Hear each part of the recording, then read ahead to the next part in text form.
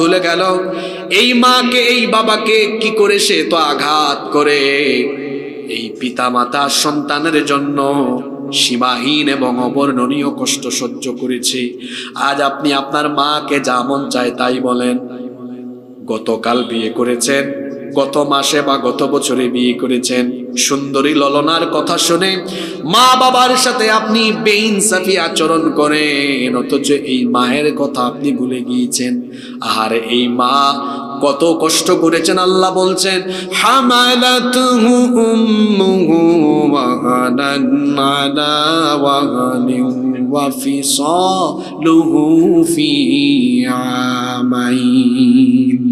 কষ্টের পর কষ্ট সহ্য করে তোমার মা তোমাকে গর্ভধারণ করেছেন। শীতকাল এসে যাচ্ছে, রাতের বেলা মানুষেরা কত আরাম করে ঘুমায়, আমাদের মা আমাদেরকে পেটে নিয়ে একটা রাত আরাম করে ঘুমাতে পারেন নাই।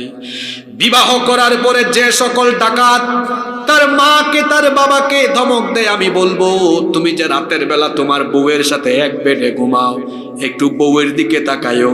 বউ যখন প্রেগনেন্ট হয় 2 মাস 3 মাস 1.5 মাস যাওয়ার পরে দেখা যায় রাতের বেলা আপনাকে বউ বলে, প্রিয়তম স্বামী আমার তো ঘুম লাগে না, আপনি ঘুমায় যাচ্ছেন।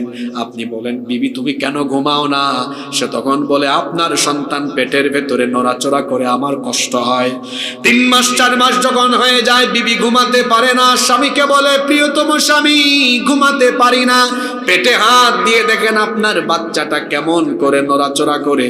সে যখন নড়াচড়া করে তখন আমার এত কষ্ট হয় যেন আমার কলিজাটা ছিঁড়ে যাওয়ার উপক্রম হয়ে যায়। নিজের বউয়ের সাথে একই বিছানায় ঘুমায় নাফরমানের নাফরমান। এটা দেখার পরে কেন মায়ের কথা মনে হয় না? আমার মা মতো এইভাবে করে আমাকে নিয়ে নিয়ে রাতে না ঘুমিয়ে কলিজা ছেঁড়া কষ্ট সহ্য করে করে আমার জন্য কষ্ট করেছে।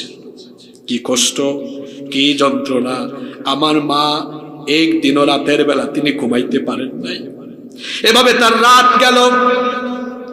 রাতের বেলা সবাই খুব আরাম করে ঘুমায়, আমার মা ঘুমায় নাই। দিনের বেলা সব মানুষ ক্ষুধা লাগলে পরে খুব সুন্দর করে নাস্তা করে দুপুর বেলা পেট ভরে ভাত খায়। আহারে বিয়ে করছেন, বউকে কি দেখেন না দুপুর বেলা বমি করে, সন্ধ্যা বেলাও বমি করে। আপনার মা ওইভাবে আপনাকে পেটে নিয়ে ক্ষুধা লাগলে পরে এক বেলাও খেতে পারতো না, এইভাবে বমি করে করে নিজের বেডরুমে গিয়ে গিয়ে কান্না করে বালিশ ভিজিয়ে দিয়েছে। এই রকম করে যে মা 1 দিন 2 দিন নয় 10 মাস